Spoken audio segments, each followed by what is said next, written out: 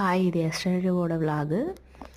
நேற்று நானும் தம்பியும் சரி பக்கத்தில் இருக்க முருகர் கோயிலுக்கு போகலான்னு சொல்லிட்டு கிளம்புனோம். வீடெல்லாம் தொடச்சி விட்டுட்டு குளிச்சுட்டு கிளம்பிட்டோம்.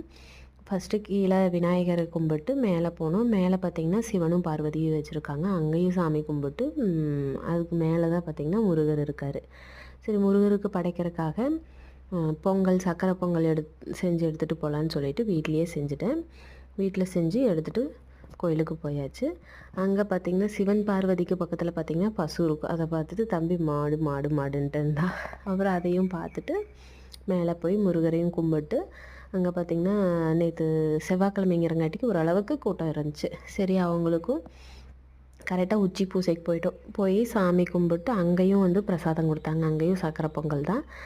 நானும் சக்கரை பொங்கல் செஞ்சு எடுத்துகிட்டு போனங்காட்டிக்கு ரெண்டையும் கொடுத்துட்டு சரின்ட்டு அங்கேருந்து கிளம்பிட்டோம்.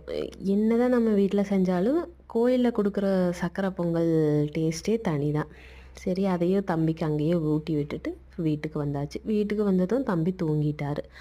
அப்புறம் ஈவினிங் பார்த்திங்கன்னா அம்மா ஒரு ஆளும் வந்திருந்தாங்க. அவங்கெல்லாம் கல் நிறைய இருக்குதுன்னு சொல்லிட்டு அதை பொறுக்கிட்டு இருந்தாங்க. வீட்டில் கொஞ்சம் ஆல்ட்ரேஷன் ஒர்க் போயிட்டுருக்கு. அங்கே முன்னாடி மண்ணெல்லாம் கொட்டியிருந்தாங்க. அதனால் அந்த கல்லெல்லாம் பொறுக்கிட்டு இருந்தாங்க. தம்பியும் கூட சேர்ந்து கல் பொறுக்கிட்டு இருந்தார். அதுக்கப்புறம் அப்பா அந்த கல்லெல்லாம் எடுத்து கொண்டு போய் தென்னை மரத்துக்கு அந்த சைடு கொட்டிகிட்டு இருந்தார். அவர் எடுத்து மம்முட்டியில் எடுக்கிறத பார்த்துட்டு நம்ம குட்டி தம்பியும் மம்முட்டி வேணுன்ட்டு சின்ன கொத்து வாங்கி அதில் எடுத்துகிட்டு இருந்தார்.